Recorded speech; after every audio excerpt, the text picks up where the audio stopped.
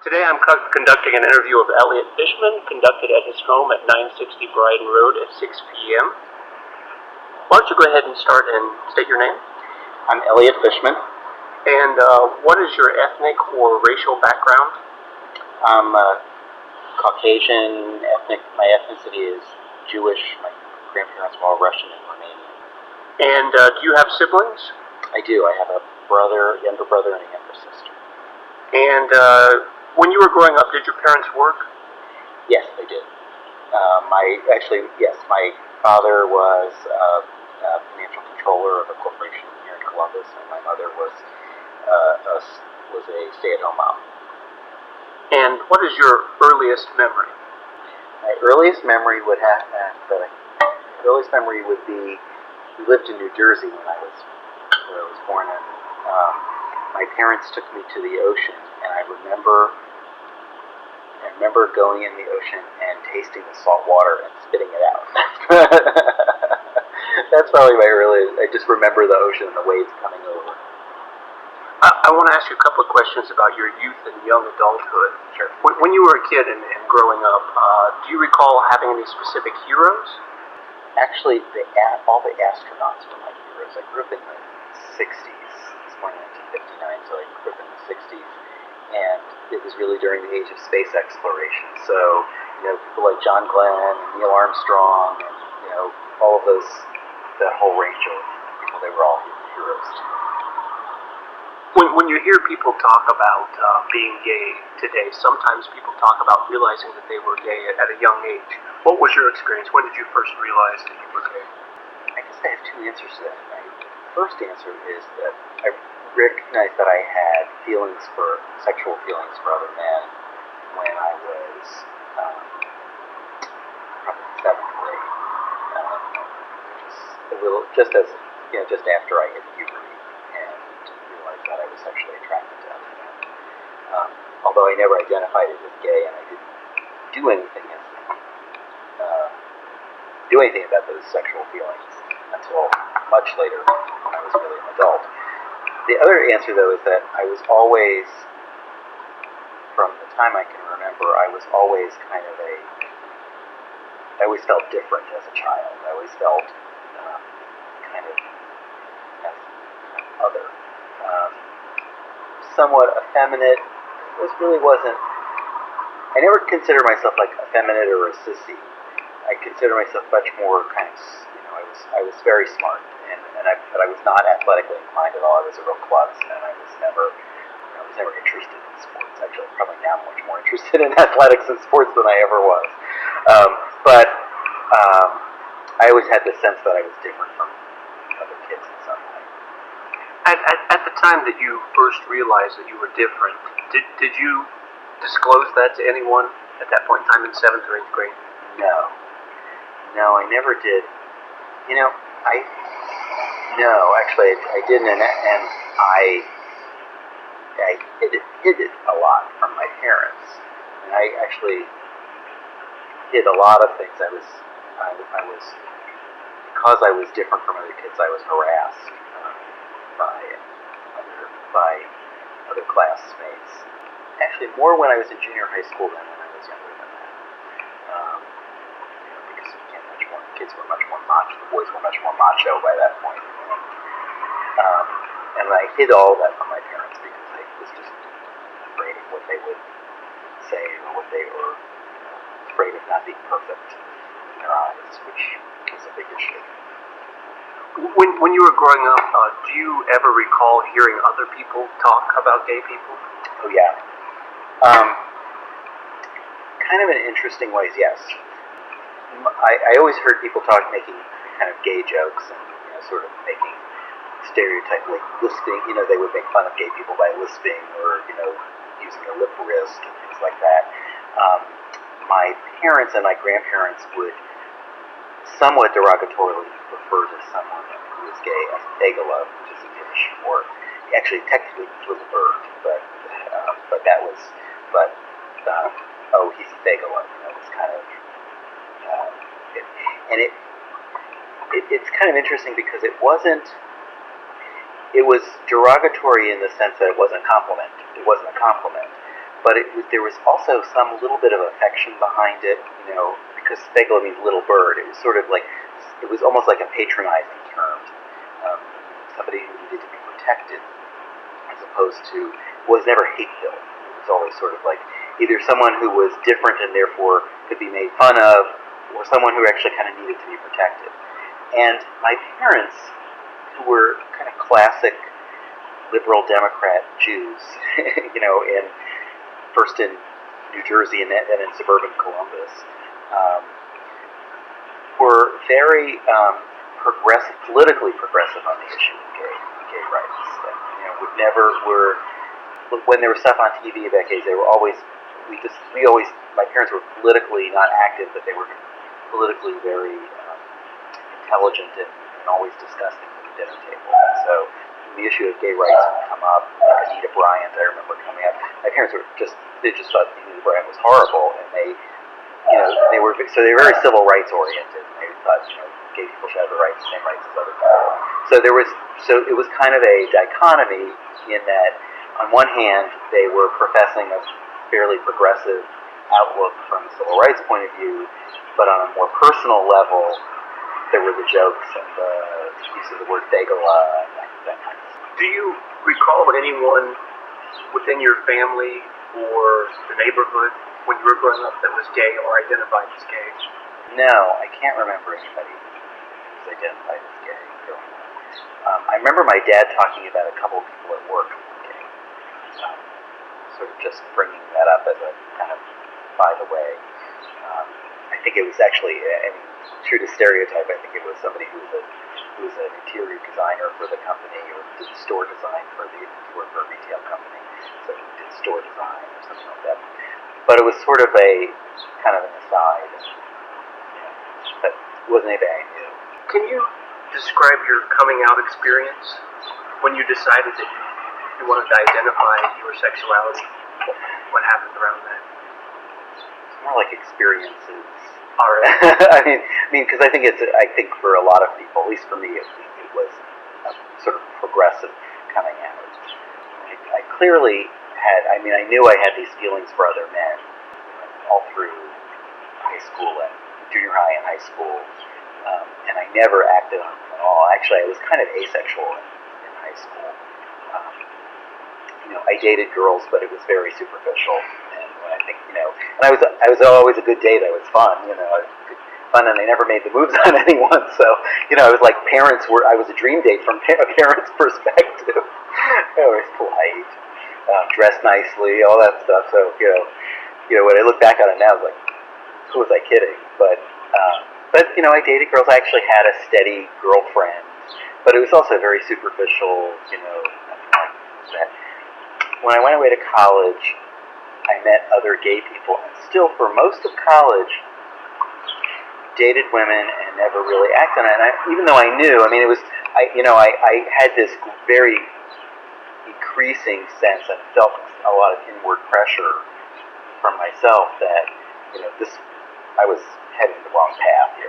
This was just not right. I belonged to a service fraternity called Phi Omega, which is actually kind of an outgrowth of the Boy Scouts. It was sort of a college level Boy Scouts when I was a scout. So I had joined APIO, and there were a number of service fraternity brothers who were gay. And so I knew a lot of gay people, and I was around them, and I was comfortable with them. But I never did anything about it until I was a senior in college, and actually started, kind of by accident, kind of on purpose, having a sexual relationship with one of my best friends, somebody I'd been friends with since freshman year. And the two of us had kind of, I think for years, had kind of danced around the subject, and finally ended up having kind of a sexual romantic thing. And it was, the first time I had sex with this other man, I was sort of like, this is it. And by then I had had sex with women. So, but but it was always very not satisfying. So I was like, okay, now I get it, But I still, for a little while, considered myself to be bisexual. And I guess technically it was true because I had sex with women, but I didn't identify as gay really until towards the end of my senior year in college. when I finally said, clearly, I am. And I also was able to more comfortably talk about it with other gay people and felt comfortable. But it was still, I was a senior. I graduated from college in 1981, so it was still a time when gays weren't out on campus. I mean, there was a very small gay and lesbian community. I went to Miami University in Oxford, but it was very, very small, not highly regarded.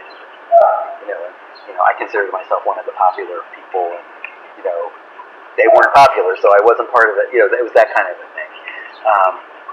So that was really so. It was this gradual progression, and really, it was over the summer in between my senior year in college and my first year of law school where I got an apartment, so I wasn't living at home, and I started to explore being gay and started to feel much more comfortable with it, and then would start identifying myself as gay. But even then, I didn't come out to friends and family until I came out to my brother and sister while I was in law school. My brother was a student at Ohio State undergrad, lived not far from me. We were very close, and my sister was still in high school, but we were also very close. So I came out to them first. And then I think what really precipitated my coming out to my parents was that I had decided to stay in Columbus to take a job here at a law firm in Columbus, and that really, I decided at that point, I had become fairly politically active by that point because of Rhonda Rivera, who was my mentor in law school, and I was very active with Stonewall and was doing a lot of things, and I kind of thought, well, if I'm staying here in Columbus, I'm just going to become more out, and I really would rather my folks find out from me than find out somehow some other way that would be. I'd rather control the situation. So that's when I decided to. And what sort of response did you get when you were coming out to these different people? My brother and my sister Richard and Jody, were really immediately accepting. They both went through a little phase. What they said to me, both of them said to me was, I know, you're not telling me anything I haven't thought about before about you. I was pretty sure you were gay. I'm glad you're telling me. They were both very accepting. They both went through a little bit of a phase where they were kind of weirded out about it, like, what does this all mean, and how does this fit into our family relationships, and the fact that I had not told mom and dad, I had told them to this in confidence, also put a little bit of a constraint on the relationship. So it was, but they were great, and they actually really helped me prepare to come out to my folks. My folks was a very different story.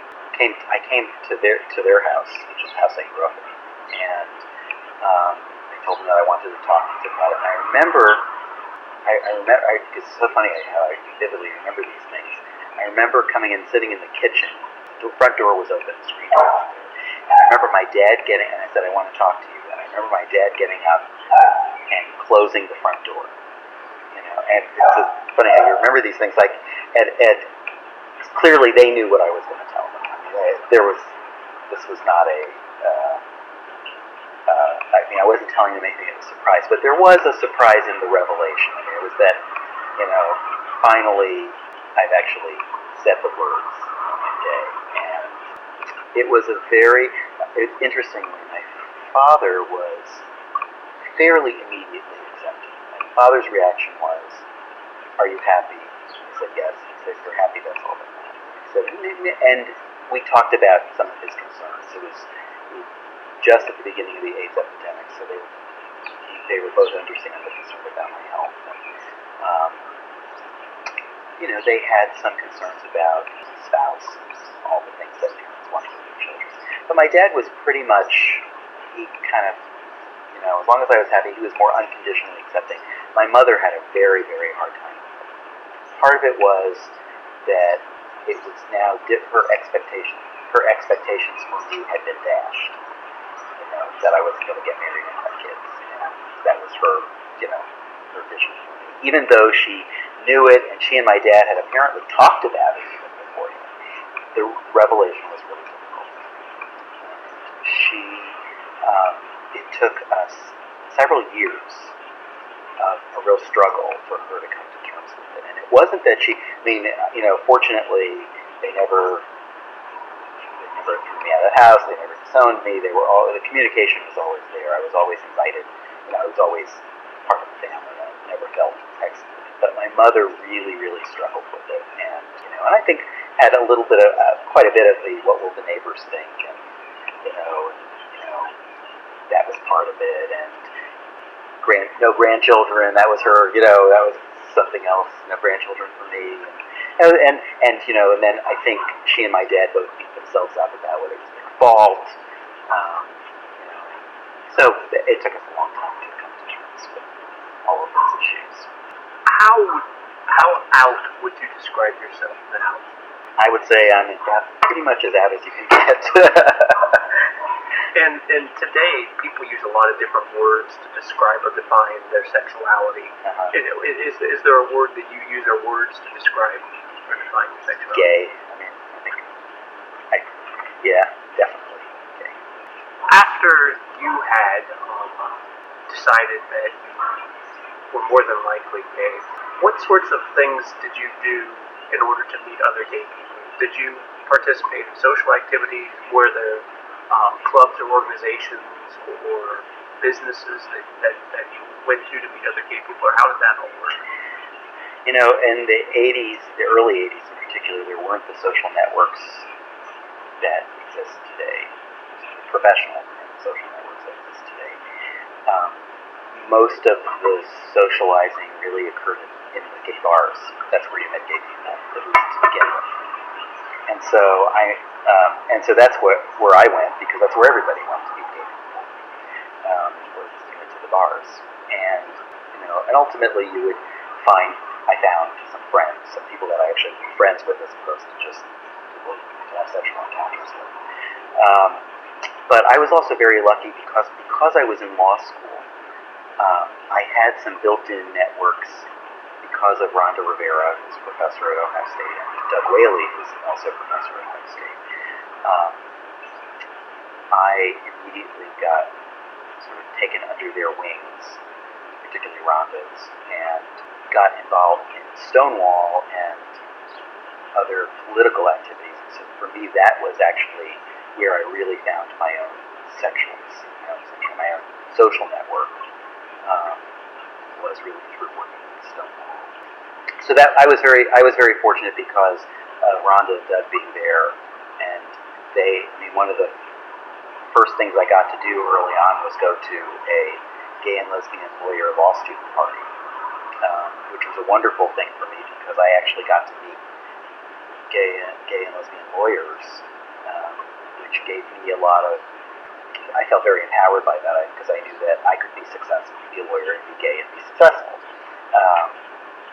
and survive just fine. So I was actually, I consider myself very lucky because I didn't have to sort of cast a very wide net to find a social network.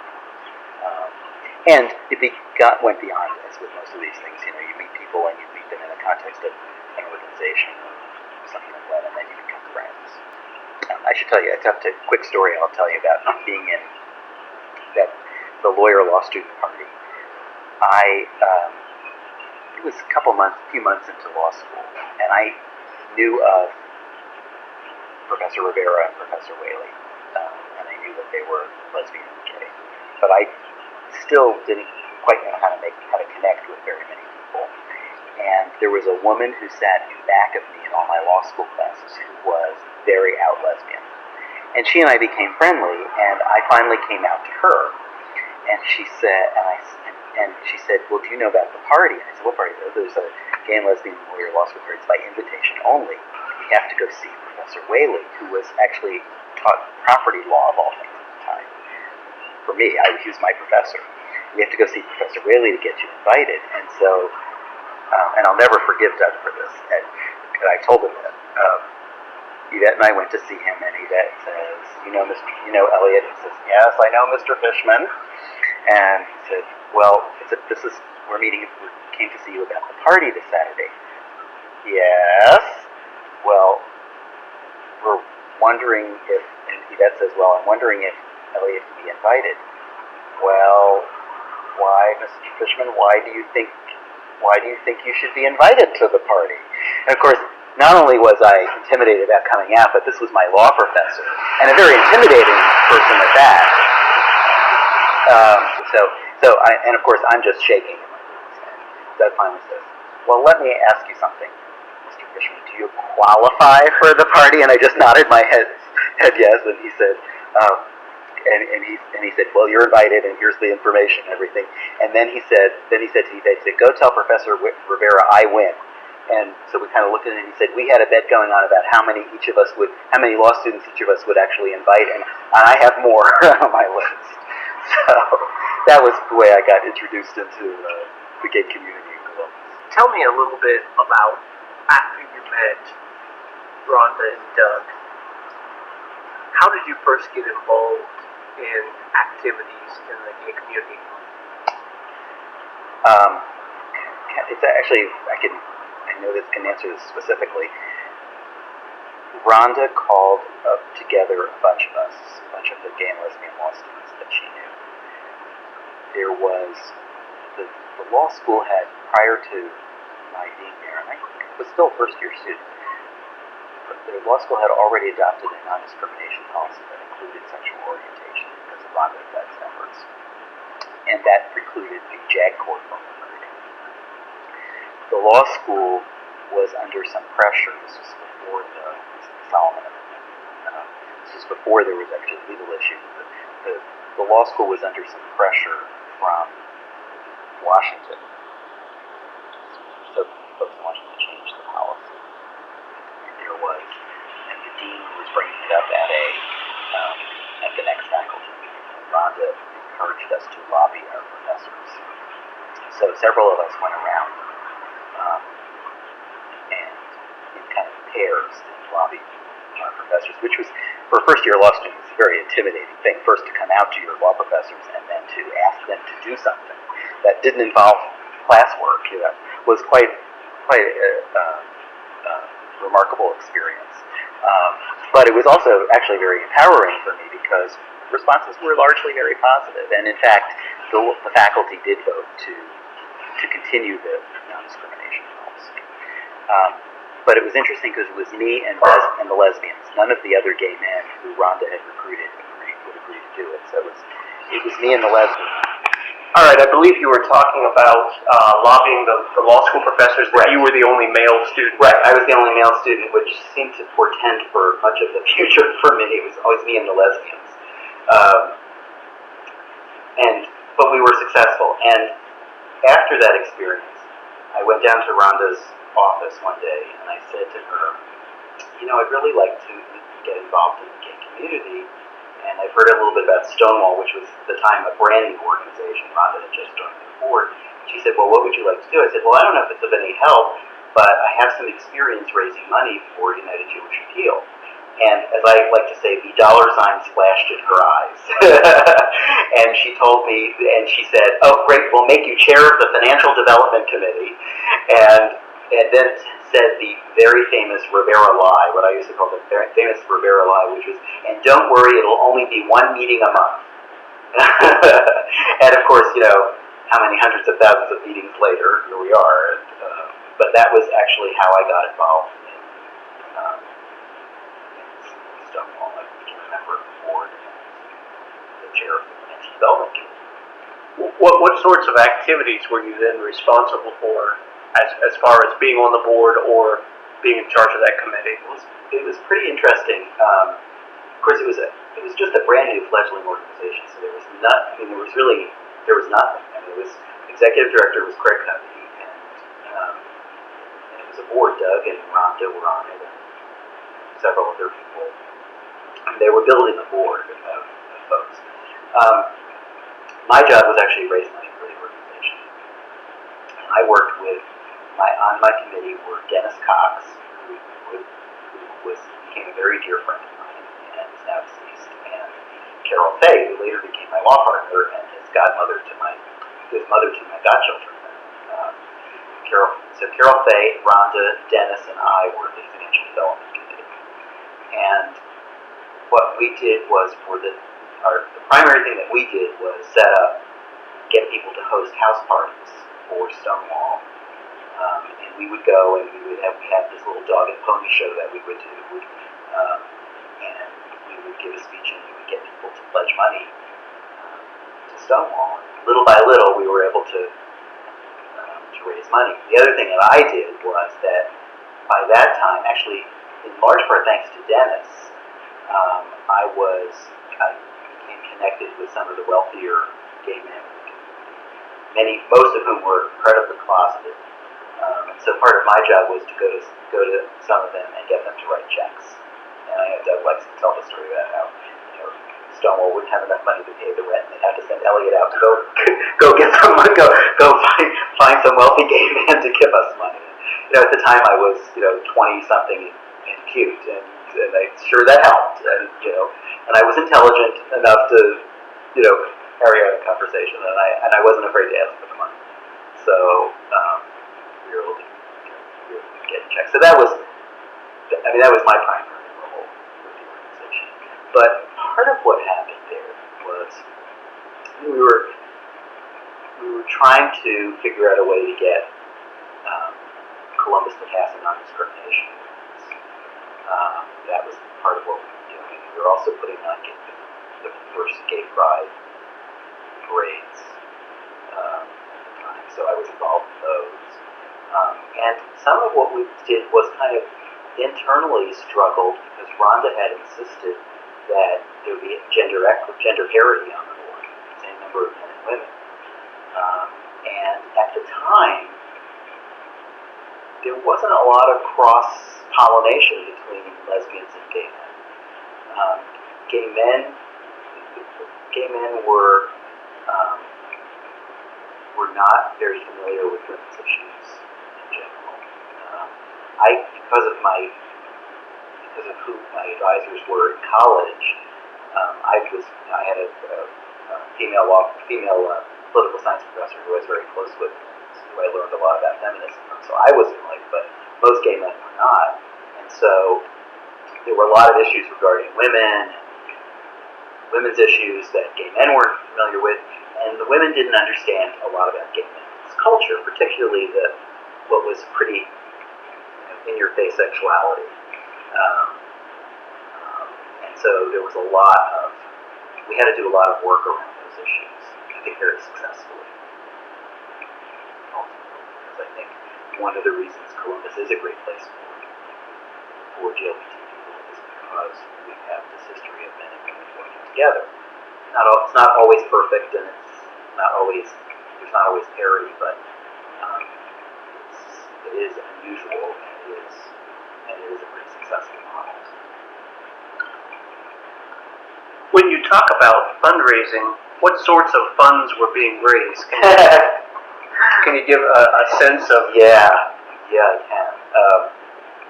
I think the first year I was involved in Stonewall, we were thrilled to have raised $5,000. Maybe it was $7,000, I don't know, but it was something like that. And then we took this huge leap because we decided to rent an office. At the time, Craig Covey's apartment was the office, the Stonewall office. And then we decided to rent space over on West Fifth Avenue from Mary Jo Rivera.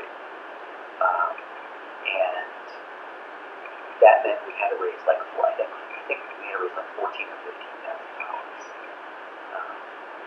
That was really, and it took a while for us to be able to get to that point to do that. And there was a big discussion with the board about whether we'd be able to afford the rent. But there was the general feeling on the board was that we really needed to do that if we were ever going to become both a real organization and a real community, that we had to have an office. We couldn't continue to operate on Sundays and work. So I think the second year we went to a $14,000 budget. And that included paying whatever we paid Greg. I can't even imagine what we paid him. So it was very much it was very grassroots. It was very much getting started, and we had to really beat the bushes in front of it. During that time period, I'm sure there were a lot of people who contributed, but are there any people in particular that stand out to you as being particular angels for the organization? Well, I would say Dennis Cox in particular. And Dennis Cox, I mean, I'm sure Dennis gave a fair amount of money to Stonewall, but but Dennis was very, very well connected to what I call A-gays. He knew everything. And he was willing to kind of stake his social reputation for Stonewall, which was a very brave thing for him to do. I mean, Dennis was in many ways a stereotyped gay man. He was a hairdresser. He was a flamer. And I'm not saying anything I wouldn't have ever said to him either. But he also had a long-term relationship with his partner Robert O'Connor's. They had a beautiful house in German Village with a pool, and so they hosted lots of parties. So Dennis did a lot of the kind of groundwork and gave some sense of credibility to the organization. Ultimately, I think I remember the big deal was when we got a $1,000 check from Michael Jelby. Michael was one of the heirs to the Swan Cleaners fortune. Jelby was a fairly well-known family in town. And I remember going with Stephanie Blackwood, who was here, who was in New York, was here at the time, on the Stonewall board, and we went to see Michael, dressed, put our suits on, and did the whole thing, and he had this big imposing office somewhere downtown, and we went in and talked a lot about Stonewall and listened to what Michael had to say, and then I said to Michael, we really need you to be our primary sponsor, give us $1,000. $1,000 now seems like a fairly small amount of money, given that now what I do now, I'm asking people for $10,000, and $100,000. So, but $1,000 is a big deal then. And Michael took a deep breath and said, "I was only going to give you a couple $100, but you're the first person to actually ask me for a specific gift, and so I'm going to give it to you as a check right now for $1,000." So that was a big deal. Nobody else particularly comes to mind as being financially. We got we started this whole thing about monthly gifts, people giving us gifts on a monthly basis, so we were getting lots of $10 a month gifts and $20 a month gifts. That was kind of how we sustained ourselves. That and raising money for Pride. Any other way we could think of to raise money. A little bit earlier you mentioned when the organization first began, you were interested in moving forward with some sort of a non-discrimination ordinance, and also Stonewall was looking at creating the first Pride March. Right. Before we talk about those two things, sure. Were there other things at that early stage that the organization was focused on doing? Because AIDS came later. I mean, AIDS became a big issue, but that was a little bit later, not much. All right. Why don't you tell me about any involvement or your experience with the Pride March? What I remember most about, there had been, apparently there, and I didn't participate, so I don't know, there were apparently been some small Pride Marches.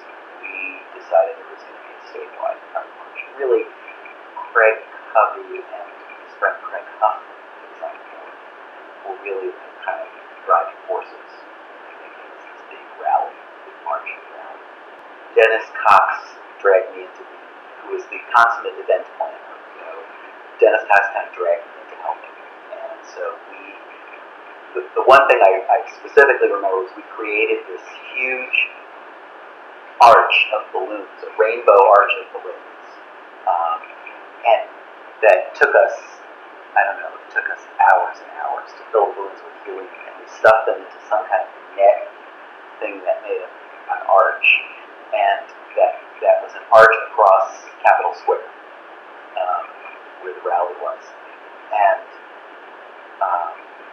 I remember Dennis just going on, driving us all crazy that we had to have this rainbow arch. We had to have this rainbow arch, and and how we were going to make it, and how much it was going to cost, and it was all.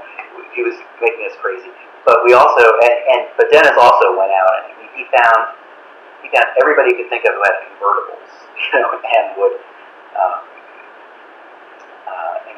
would get them to loan their convertibles for the parade, and we got all the bars to have floats. And it was really sort of one piece at a time. It was everybody did something for it. But what I remember is marching down High Street and marching down High Street and then kind of the bottom of the hill, looking back and seeing the line of people, which was an incredible sight. And then marching onto Capitol Square, where the rally was to be held, and seeing this absolutely beautiful arch of rainbow-colored balloons, and everybody cheered. And the sound system blaring out "I Am What I Am," disco version of "I Am What I Am," which was a big deal at the time. So it was really quite an experience. And of course, "I Am What I Am" was Dennis's theme song. Dennis loved the song. That was the theme song for everything he did. I used to tease him about it, but it was actually a spectacular experience. And the other thing, though, I remember was that Dennis was in charge of. Dennis had 3 children, and they came to the parade. They came to the rally, and Dennis was busy, so I kind of had. He asked me if I'd watch and keep an eye on them because whatever I was involved in this time, and there was a bomb scare, and Rhonda Rivera announced from the stage that there had been a bomb scare, and said, "We can stay or we can go," and people started chanting, "Stay, stay, stay, stay, stay," and most everybody stayed, except me, because I took the kids home, and because I said, it's one thing for people to take, for adults to take responsibility, but couldn't take your children. And of course there was no bomb. Adults would have fun. That was the kind of time we lived in. Do you recall in the first march or the first couple of marches, were there protesters that early on? Yeah, there were. The first year, I don't remember so much that there were protesters. I think once they got wind of what was going on, the second year they were heroes. And they were very hateful. They held signs that say, God made Adam and Eve, not Adam and Steve, all that kind of stuff. But they were chanting just hateful things to us, and get down on their knees and pray. We're just really, and I remember that year it was all along the route. It was like everywhere we went, it was all along the route.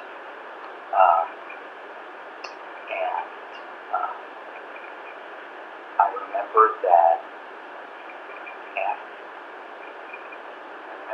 after that, there was a security that dealt with security, and their job was to basically make sure that there were no altercations, safe. But that probably was the second year that I was with protesters. It must have also been the same time we had the gay rights ordinance in City Council. So I think there was a lot of around issues going on. Well, that sounds like a natural segue. Yeah, I guess about it is, that isn't next it? topic. So why don't you? Rhonda, I think it really was Rhonda's idea that we should get City Council to pass a non-discrimination ordinance for sexual orientation discrimination in the city of Reynolds. I guess the other thing that I'll backtrack for just a second here. The other thing that Stonewall really was involved in was getting Governor Celeste to issue an executive order prohibiting discrimination against gays and lesbians in the state government. It was either at 83, it was the very end of the 1980s. So that was, and I don't remember how that all, but yeah, that was, so that was the success, and then we decided we were going to go to city council for Thanksgiving. And actually, we had lobbied the city council. Jerry Hammond was president. Jerry was very progressive on gay and lesbian issues. He thought it was the right thing to do. And we had actually gone to quite a few good council members, and thought we had a majority. I think we had a significant number of people who voted. We said they would vote no. There were busloads of radical right-wing so-called Christians who had gotten on buses and were coming to. I remember, and it was just incredible. There were just so many people. Then the testimony started, the speeches started. Then I remember, actually, before that, we had pink triangles that we were handing out to people, to our supporters. And I remember standing with Rhonda, and Rhonda went to hand the pink triangle to the woman. And the woman said, "What's this?" And Rhonda said, "Well, it's a symbol of gay rights. It was the symbol that the Nazis made gay people wear, Nazi Germany and concentration camps." And the woman said, "Well, I don't want one of those." And Rhonda said, "Surely you don't believe that people should be put in concentration camps?" And this woman looked around and said, "I think you should." That was, to me, that was when I knew this was going to be a long time. Because to have people disagree in a civil way was one thing. But this was more than disagreement, this was hatred. So disappointed. I was so disappointed because I had actually been denied a job with a law firm in Cleveland a couple months before that. A firm had made me an offer, and then through some odd way they had found out that I was on the Stonewall board, and they had gotten an offer. Of course, there was nothing I could do about it. So I was very passionate about there being this ordinance. To see the kind of hatred. Rhonda and Doug spoke, and Rhonda's son Robert spoke in favor of the ordinance, and being shouted down.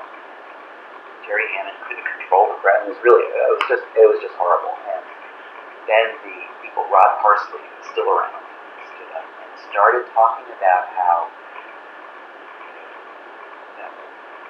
I hate to be blunt about it, but said things like gay people eat shit. And he said those words, gay people, all they do is eat shit, eat each other's shit.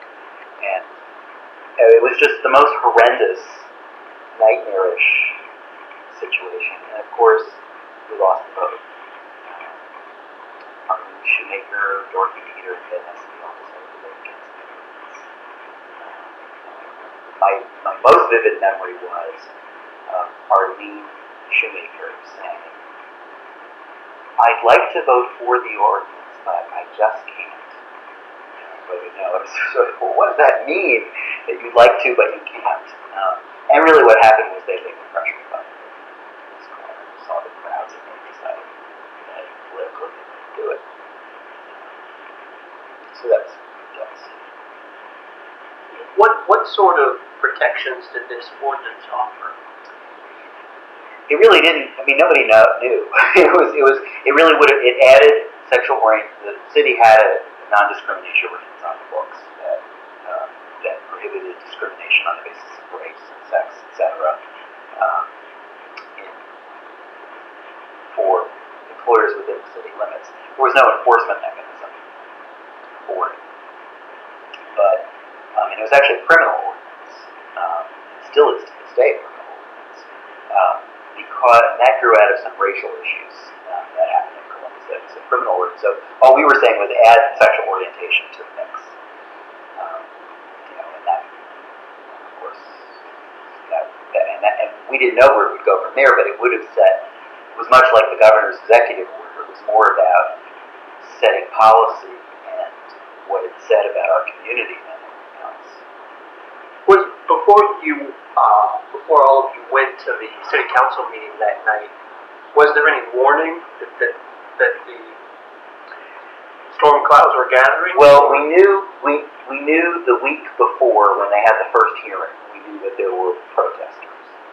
We didn't think it was going to be that bad. So we knew that there was some, but we didn't expect the busloads. We were very naive, and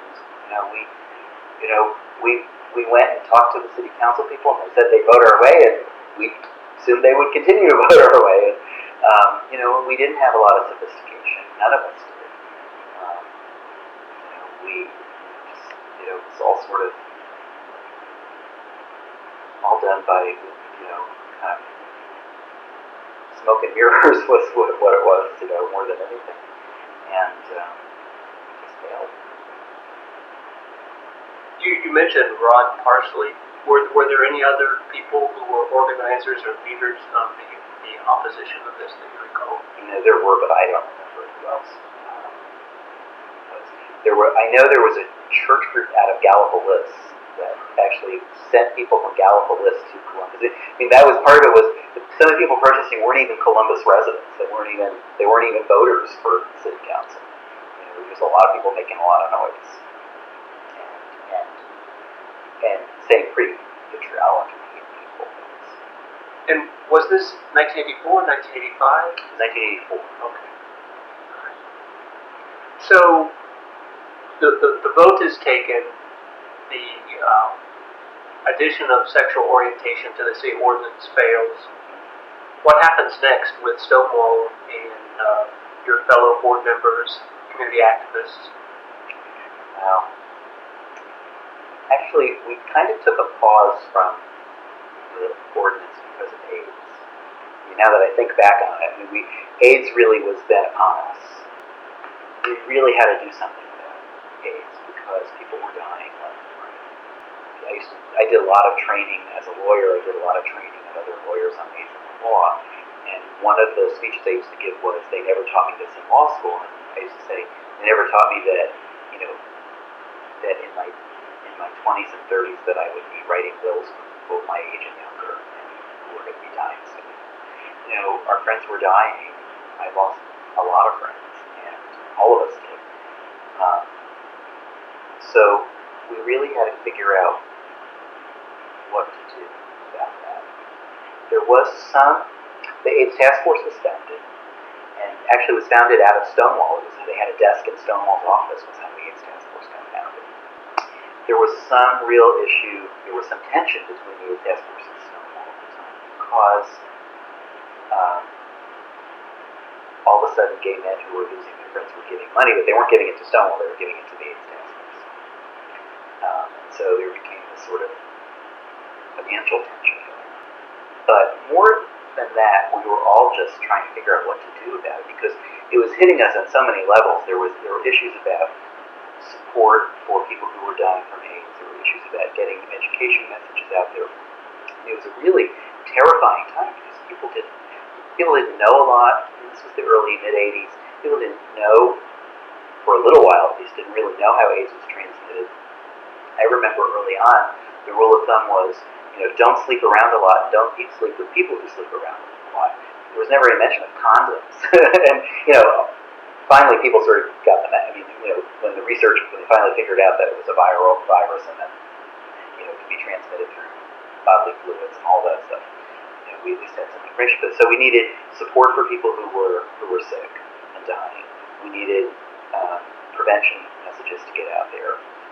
We also had some terrible issues surrounding discrimination.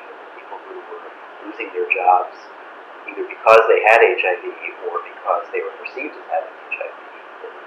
Straight out because they were thought to be gay and therefore they were getting fired. So people were losing homes. They were losing insurance. There was a whole bunch of political stuff going on, and there was on top of that there was a whole funding issue because the city this was really where Stonewall really made a big mark. I think people often don't, a lot of people don't know this.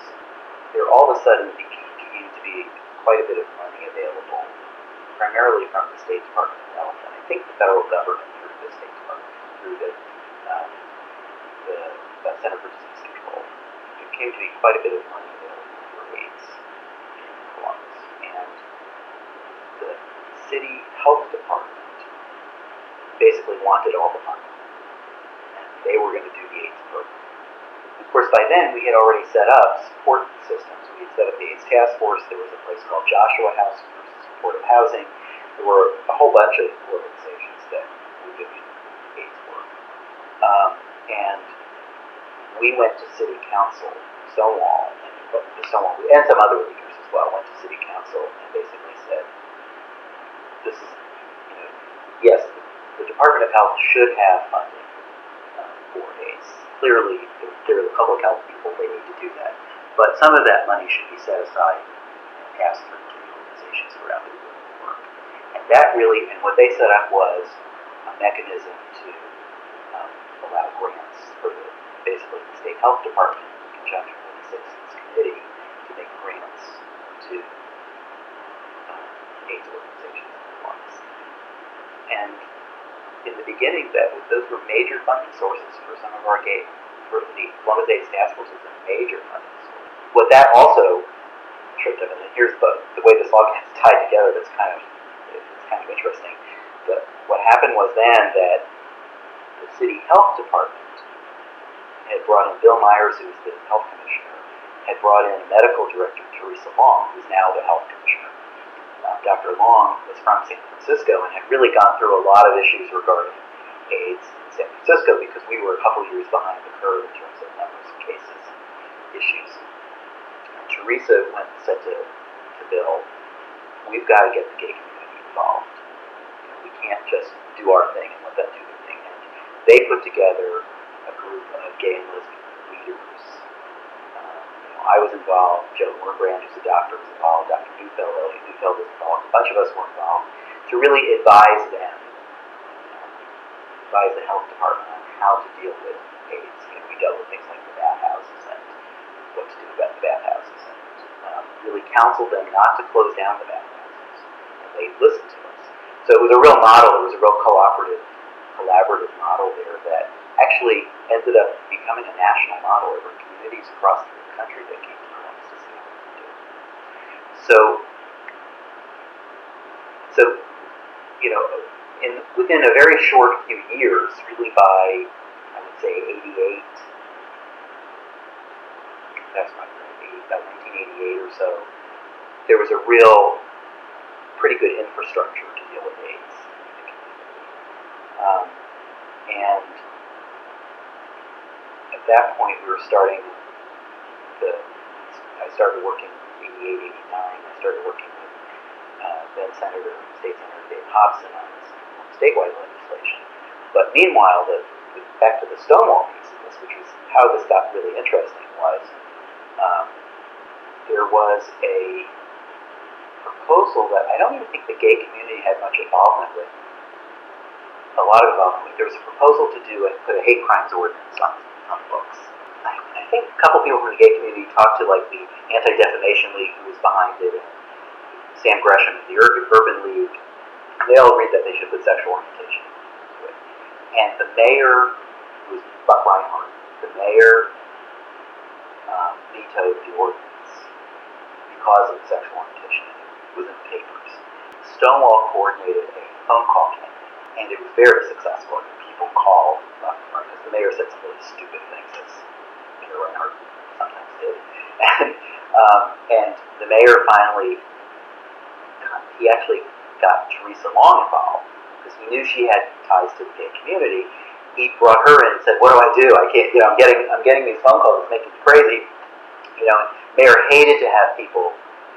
Reinhardt hated to have people dislike him. He hated to be disliked, which was good use to our advantage. And Teresa said, "We got to meet with Stonewall." And so, basically, a couple of us got a call and said, "Mayor wants to see you." And it was me and Chris Kozad, Jerry Bunke, who's another lawyer, Jerry Mayer, who was very involved with Stonewall at the time, was no longer alive. I can't think of who else. Rhonda was there too. I can't remember all the people who were involved. And the mayor basically said, what can I do to make the phone call stop? And Teresa was there. And we basically said to him, include sexual orientation in the hate crimes ordinance. And oh, by the way, in your non-discrimination order for city employment, add sexual orientation for city employees. And he agreed to do it. And he brought in his EEO person, and she, Flo Warren, she did all that. All of a sudden, there we were. So it was sort of this, if we hadn't gotten involved with the health department on the AIDS issue, we probably never would have gotten reconnected with the mayor when the civil rights issues came up.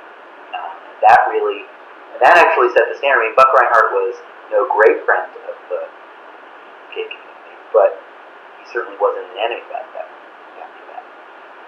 And that really set the stage later for when Greg Leshutka became mayor. Cindy Lazarus had a lot of support in her political campaigns from the gay and lesbian community. Cindy Lazarus had become the president of city council.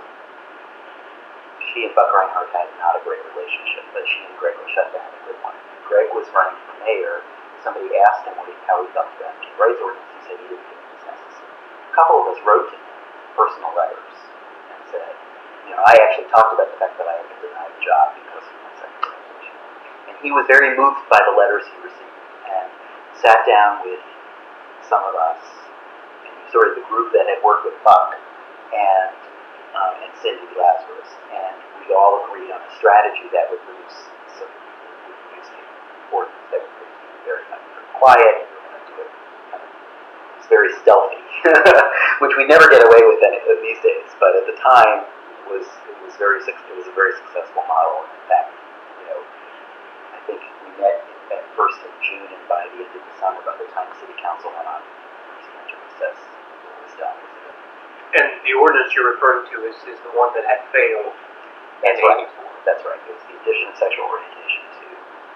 How you described before how you thought former Mayor Reinhardt became connected with our community, and then how that was sort of passed off to former Mayor Leshutka. Mm-hmm. How was it that Cindy Lazarus came to be connected to the gay community? Cindy was very connected to Rhonda Rivera. Cindy was a liberal lawyer, and she did domestic relations law. And she was one of the, and I don't know how she and Rhonda initially met, but she was basically a feminist divorce lawyer, and Rhonda would often refer divorce cases to Cindy. And basically, Cindy felt very beholden to Rhonda in many ways because Cindy often said that she could only put food on the table because of the cases that Rhonda had sent to refer to.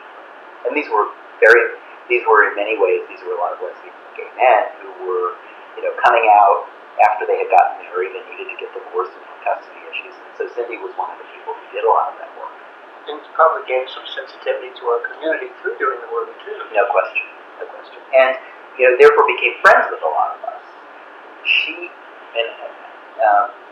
then ran for, in the 80s, and I don't know what years it was, she ran for county prosecutor. She really was a sacrificial lamb because she ran against Mike Miller. She was a sacrificial lamb, except that she had been able to put together, so many people adored her. She put together this incredible coalition of gays and lesbians, and progressive Democrats, and business people who were in her corner, and she made an extraordinarily strong showing, which really then propelled her into the city council. Because she made such a strong showing, she really had no trouble raising money. And we were behind her. I mean, one of the big fundraisers for her was at Dennis Cox's house. It's called Splash for Cecil. She was Cindy Cecil at the time, and before she got married. And so Splash for Cecil was huge. I mean, we must have had 150 people at Dennis Cox's pool. Since we're talking about local politics, just a couple more questions in that area. Do you recall any persons who either were known or suspected of being gay that were involved in local politics? Did we have any LGBT players those early days? There was he was initially a city council person, and then he went on to the school board, and he was reputed to be gay. Very, very closeted. very sad that ultimately he committed suicide. The rumor was that he was about to be outed. But he was really the only one that was, and he wasn't even, at that time he was so closeted that he was terrified of doing it, so he was never an advocate for it. He really did have to rely on allies. Besides your discussion about the Pride parade and rallies, do you recall any other rallies or protests at the LGBT community stage? Not locally. I mean, I can remember the March on Washington, a couple marches on Washington. But I can't think of any. If, along the line of there not being people out or openly gay in elected positions or public positions, where did the gay leaders come from, and who would you identify as being the people, and including people you've mentioned already? Well, a lot of them did come from Ohio State. Tenure protected a lot of the professors, and so it was a natural place for people to be openly gay, get people who were openly gay because they didn't have to worry about getting fired. And of course Rhonda and Rivera and Whaley were two of the prime people. The joke on campus was that there was a code word to ask if somebody was gay, or do you know Rhonda Rivera? That was, if you said yes, then you were gay, of course. That was a very, it was a joke, but it was a lot of truth. So Berta Taylor and Lila Root, for example, who were professors in sociology and history, were very involved at the time. Kind of people connected with, a lot of the women came from the feminist movement, from the women's movement and the pro-choice movement. Chris Kozad did, Phyllis Gorman did, actually Carol Fay did to some extent. Joan Wormbrand, who was a doctor, was one of the first female doctors to complete the residency grant. So she came from that kind of background. She was very involved. So there were, who else was very involved? Robert Haverkamp was very involved from the group. I asked you about elected officials, whether or not there were any people who were gay or suspected of being gay. Were there any other, what you might term local celebrities that were either openly gay or suspected as being gay? I cannot, no. I mean, no TV people, no anybody. How about, do you recall any, in thinking about news coverage, any scandals, issues, or problems that created a large stir? There was the Dagmar Celeste scandal. Dagmar Celeste was the first lady, Governor Celeste's wife.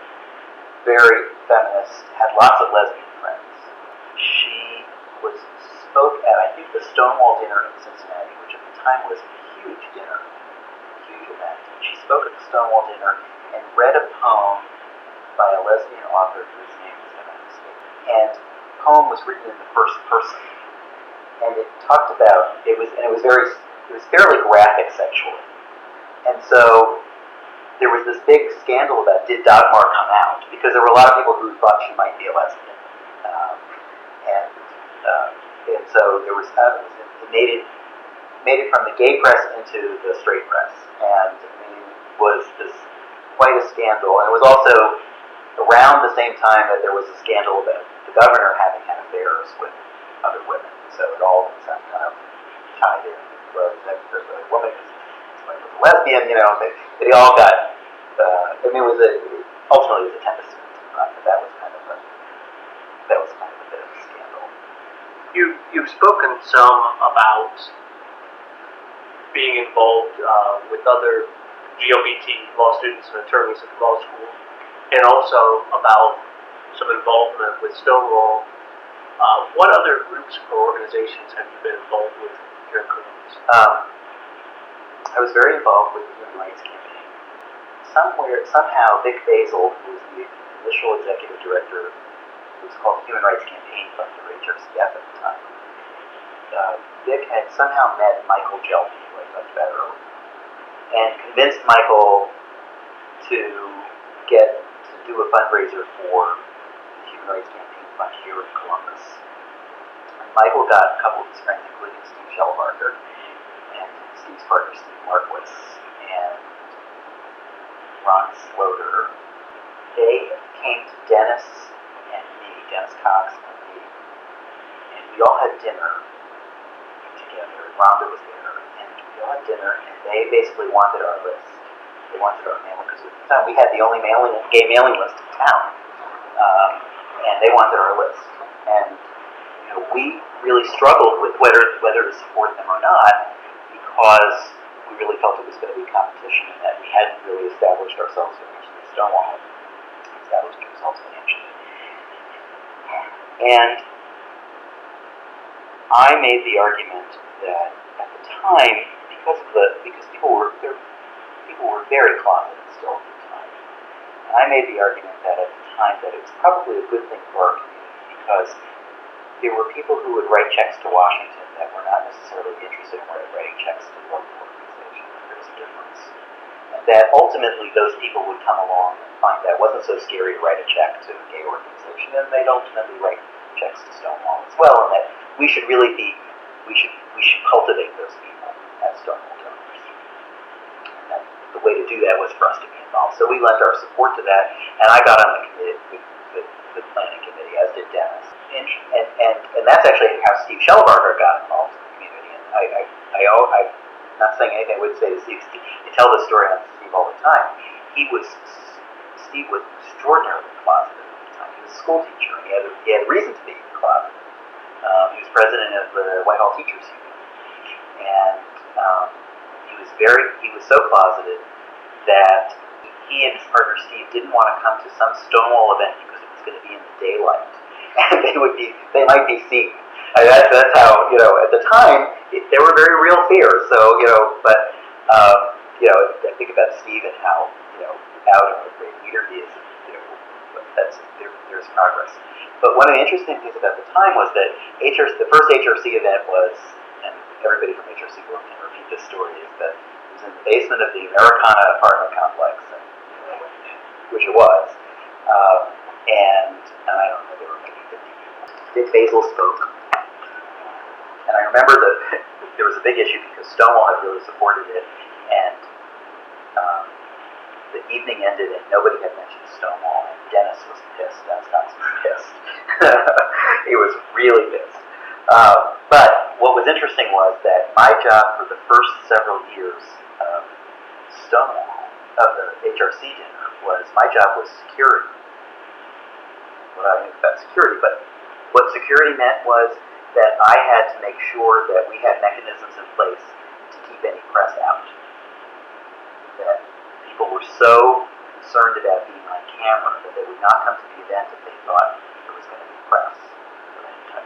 And so I actually had to go out and hire security guards, private security guards for the event. That they were not. My job was to instruct them to make sure there was no press. And I remember one of the last years where we actually had security, the press showed up, and I had to be the press spokesperson because nobody else would talk to them about it. So it was now of course, the more press the merrier as far as people are concerned. And I thought it was interesting how those things evolved. HRC was an interesting phenomenon because, of course, it caught on like wildfire, even more so than Stonewall. From a per capita financial perspective, they raise tons of money. And somehow I think they managed to capture the kind of, it became a socially prominent thing to do. So that, if you wanted to be in a particular social group and volunteer, that was where you volunteered. And it's still true today, to a large extent. The sad thing for me was, not saying anything, I wouldn't say to anybody else, is that my hope that it would eventually lead to people really getting behind Stonewall and the local organizations, I don't think really has happened. Not to the degree that it should. And there are lots of exceptions. There are certainly people who are big HRC supporters who are also big supporters of local organizations. But there are lots of people who are federal club members of HRC from Columbus with a minimum $1,200 don't give nearly that much money to local organizations. And I think if there's a real failure on the part of leadership in our community, it's to really not. It's our failure to really create a true culture of giving. That's HRC, and I was on that committee for quite a number of years. And one year I was in charge of entertainment. So I know about entertainment, but I found a booking agent, and we booked some entertainment. So it was fun. It was a fun event to do. I just never really thought of it as seriously as I thought that. I was also involved in the founding of the Ohio Human Rights Bar Association, and ORBA was really important for a long time, and I kind of wish they were still around, because we did a lot of really good work. We did a lot of good in terms of making changes in the legal community, in terms of educating lawyers. We did a great job, and there were a number of briefs. I mean, having the domestic violence law apply against lesbian couples was something that ORBA was responsible for, because we wrote the brief. Because a lot of the work we did had to do with AIDS, because we were educating lawyers. Part of the reason that we established ORBA was because there were only a few of us who were representing people with AIDS and we were overwhelmed. And so we were trying to expand the pool of lawyers who could, help. So that was sort of the genesis of it. And God bless Rhonda, she was another one of her grandchilds.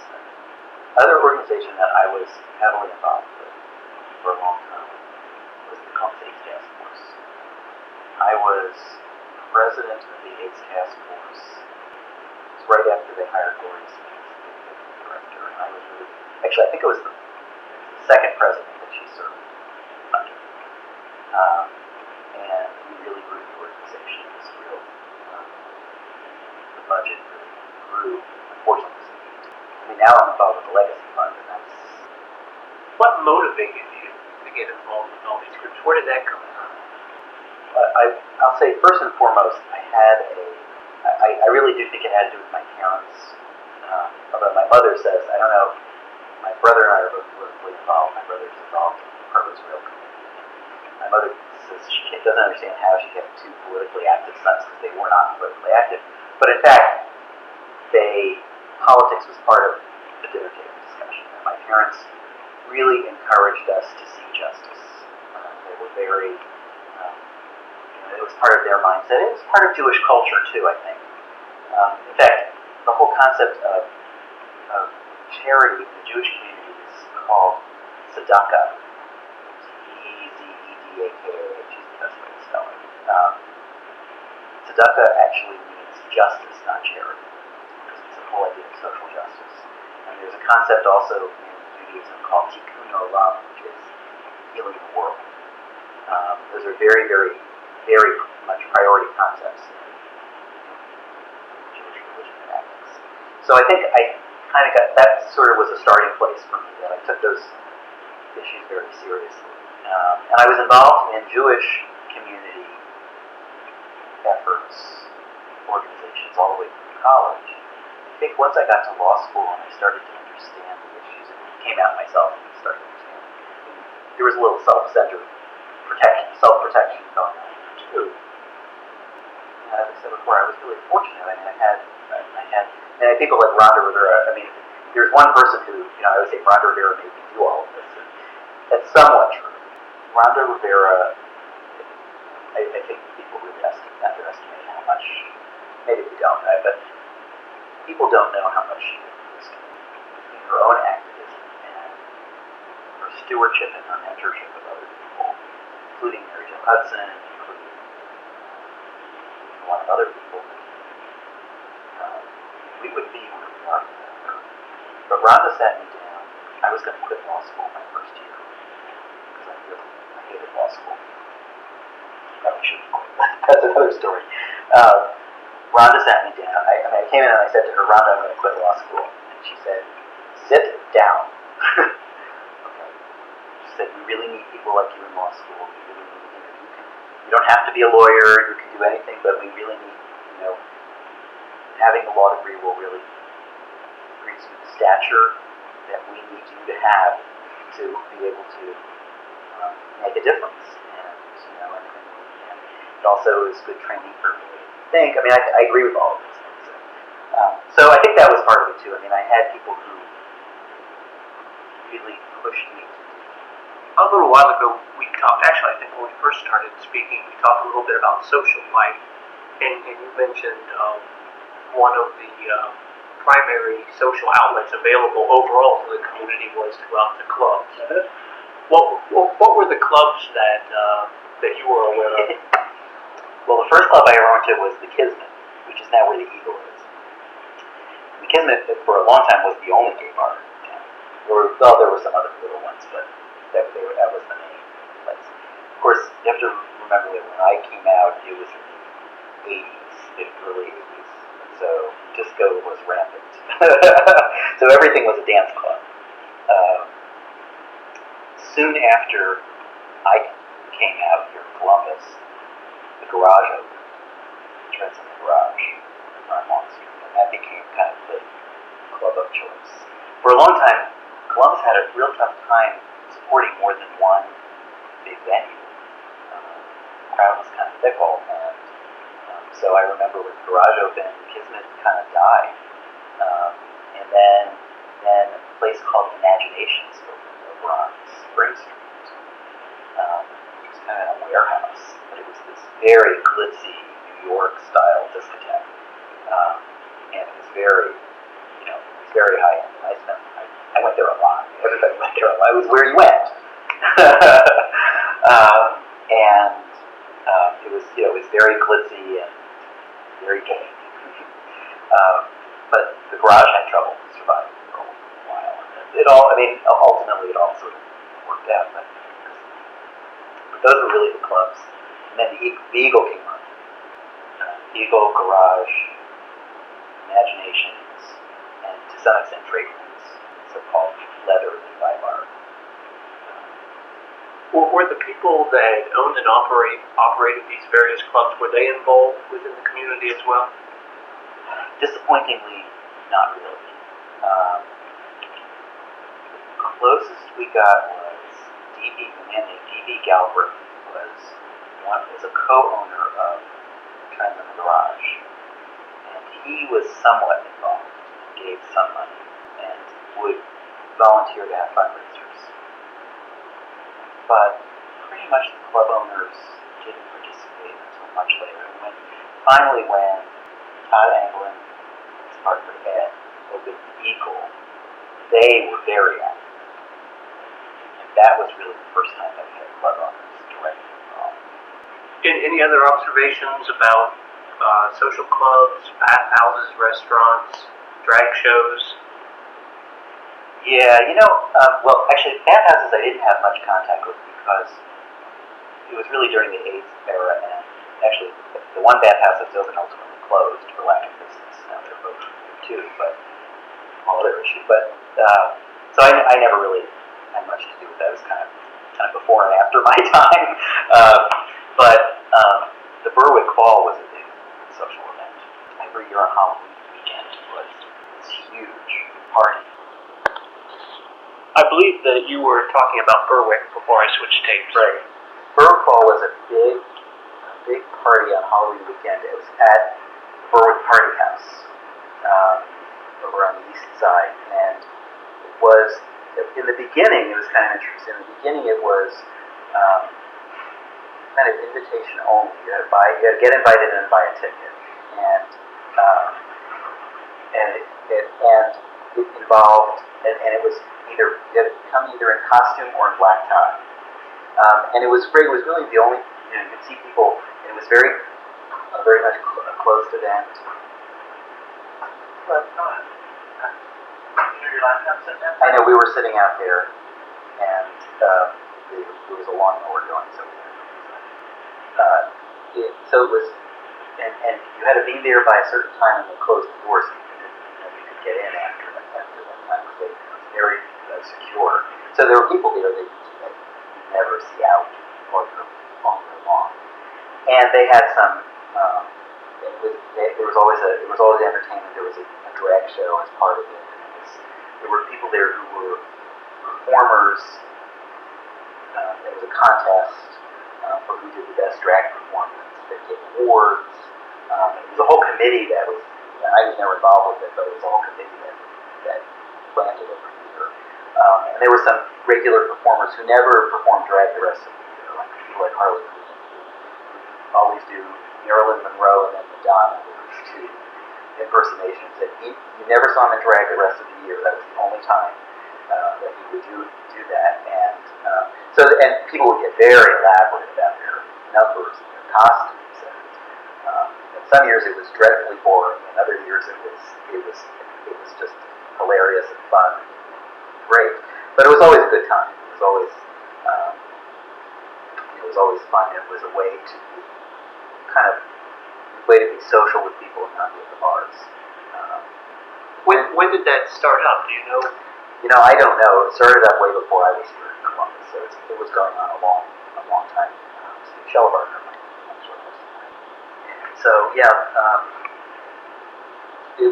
that was a big social event.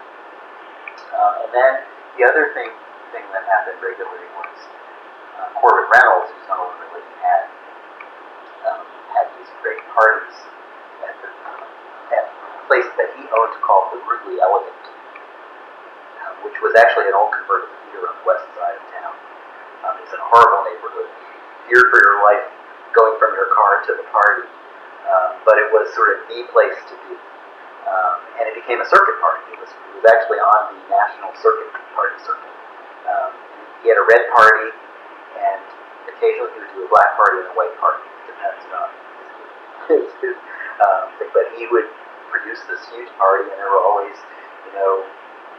semi-naked boys dancing, sometimes not so semi-naked, dancing on platforms, and there were all kinds of, he would do kind of performance art things, because he was a conceptual artist as well as a sculptor and a painter. And so there would be all these sort of conceptual art things going on during the party, and it was quite it really was one of the things I went to, and I would think, this could be in New York or another big city. It didn't feel like a little put in Columbus, Ohio. It was quite spectacular. He would bring in, there were people would bring in, occasionally bring in stars to perform. Like, I remember Grace Jones performed at one, and Divine performed at one, and Sylvester, who was a disco star of the 70s and 80s, when he performed at one. Later it turned into something when he sold the property, and later he would produce red parties every year in the fall at, anyway, he would produce the red parties, which were still circuit parties, and they were still spectacular, but they didn't have the entertainment, and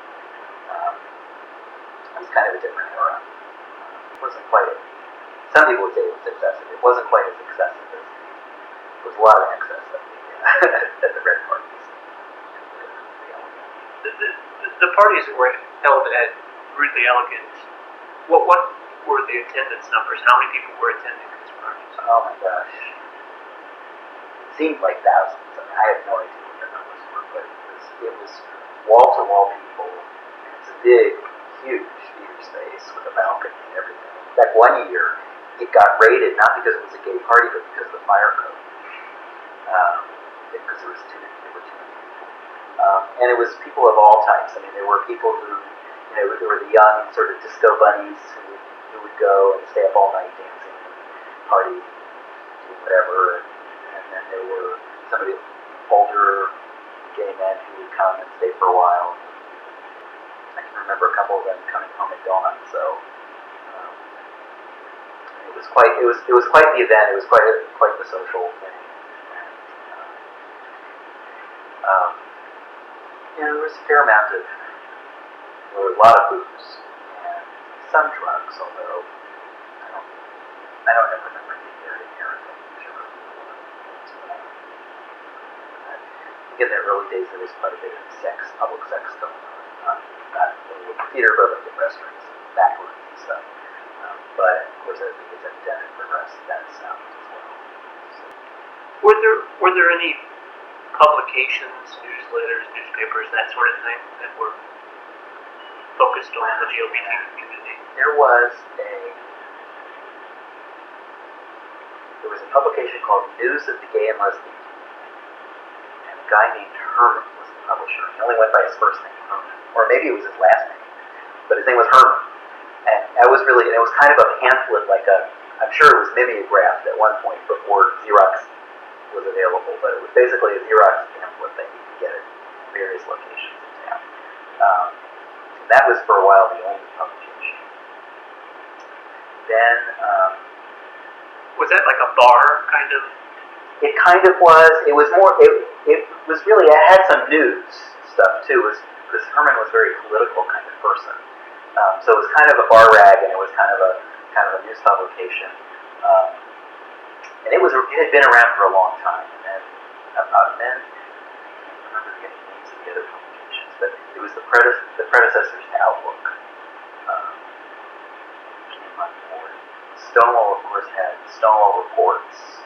Even though we kept trying to tell them we had lots of disposable income and they should be marketed to us, it took them a while to get the idea or shied away from us. It's hard to sell ads. It's hard to sell ads when we would have, even for the HRC event, to have to sell ads. Do you have any recollections of any problems with police or crime-related issues against LGBT communities? I have a very vague memory of police harassment at bars, actually. I came on the tail end of that happening. When I was still in law school, there was a raid of bars in town. The Grotto, which had a back room. And there was a raid. People got arrested. And where was that bar It was on located? South High Street. Okay. Was that the one located down near where they had that motel is located with the round bar? Okay. Right. It's the Grotto. And it was known for, the Grotto was where people went on Sunday afternoons for tea dance. That was the, I know that there were raids before that, but it was sort of before my time. I kind of know. So, Sure. So I never really experienced the kind of fear that I might go to the gay bar and have a raid. But there were other issues. The police regularly kind of circle the bar, the gay bars.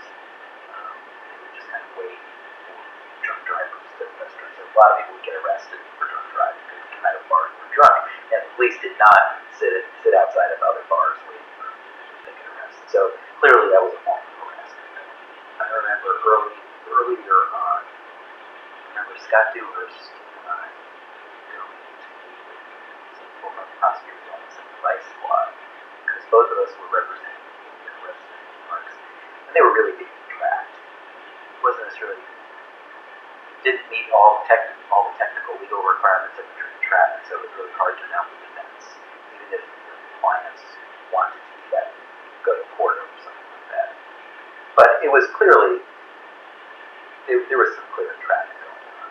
And I remember Scott and I went to a meeting, and the prosecutor's office was okay about it. They really, our point was, don't you have anything better to do than arrest people who really aren't bothering anybody? And I remember that the vice squad officer who was there basically equated the men who were being arrested at the parks with prostitutes and drug addicts.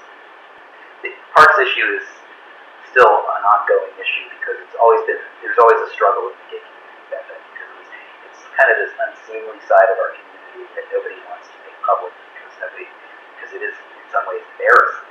On the other hand, it's there if people do it. If people have sex in public places like that, and it is kind of part of the culture, like it or not. So there's always been this tension on one hand, sort of sexual freedom, nobody's bothering anybody, especially if they're doing it back in the woods where it's private, there's nobody really around, except for police officers who are trying to trap them. And on the other hand, it can be against the law in circumstances.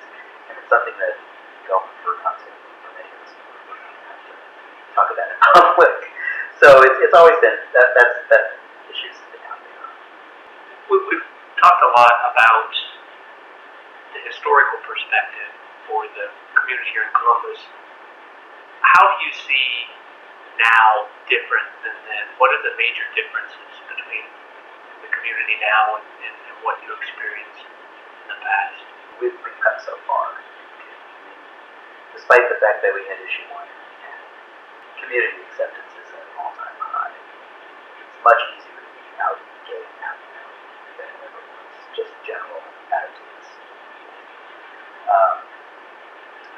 Some of that has to do with corporate America that has adopted non-discrimination policies.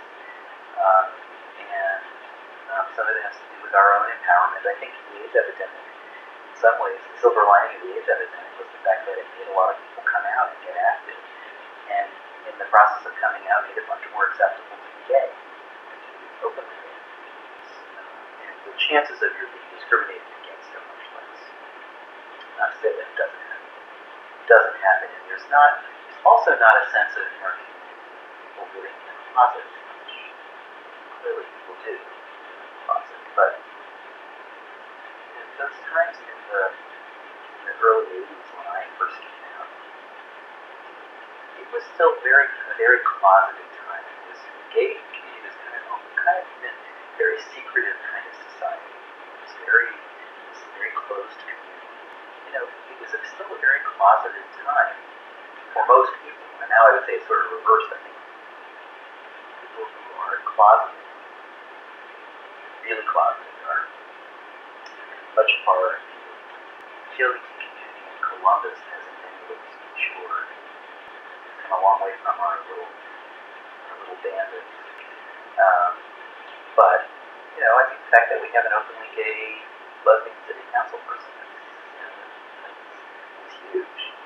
The fact that politicians know they have to show up at HRC if they want to get the gay community supported. They come to us asking for it, and they come to leaders in the gay community saying, how do I get votes from the gay community? People that are asking for representation. When I first came out, they want to be as far away from us as possible. So those are major.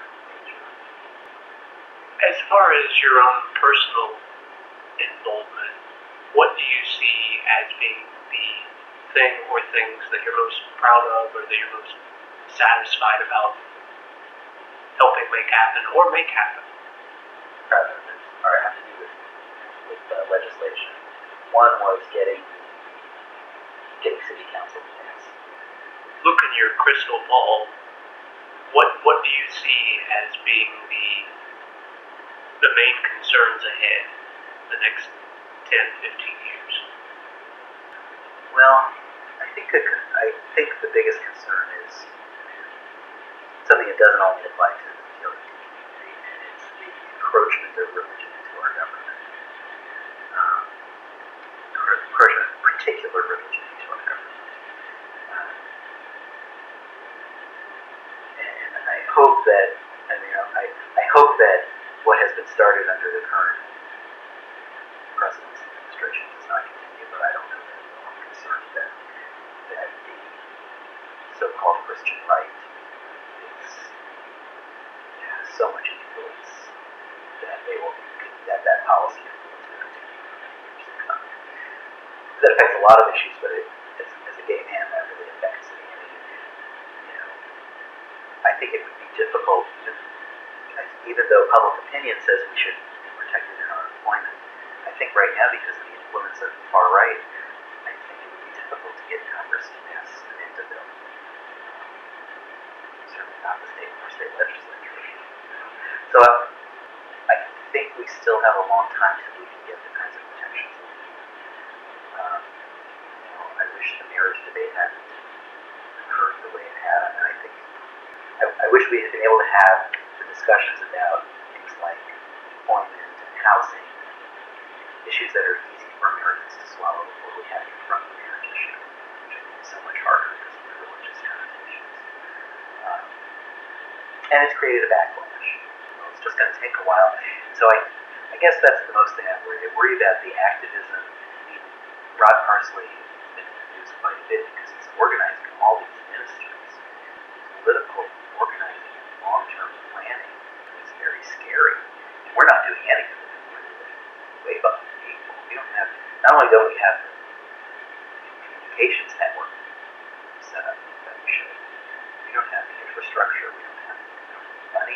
we have enough leadership. I think we've done a very good job at leadership development.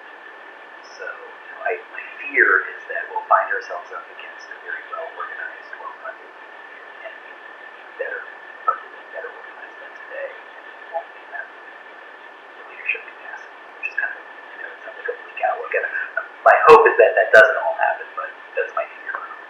Sure. My hope is that the positive part of it says we have some very extraordinarily talented young people. In Columbus especially, we have such an extraordinary group of people who have happened to work in leadership roles, warts and all. And there are plenty of warts, but it does make me think that we can do all of that. We can fight it all. Not only fight it, but we can actually develop a community infrastructure where people are safe, our rights are protected, our families are secure, whatever forms those families prefer. So I think that we have the pieces there. The real challenge is to pull it together. One of the things that I love about working with organizations like that is great form, because these are some of the people who have had lots of experience and are very trusted people, which is people I trust. And it's an interesting situation because there isn't a lot of ego. There are a lot of egos in the room, but there's not a lot of ego conflict in the room. And we started out talking about community center, and it wasn't a sense of we know what should be done. It was sort of like, well, what do we do to support Stonewall? What do we do to support the community center? And where we ended up was we need to do a needs assessment and a real community assessment, and that was fine. It was a good result and everything. But what was extraordinary was the process that group went through in discussing and really being thoughtful about it, bouncing ideas off of each other, really being, nobody worrying about stepping on eggshells around each other, really, being strategic and working together. And that was the kind of thing that I think, that gives me hope about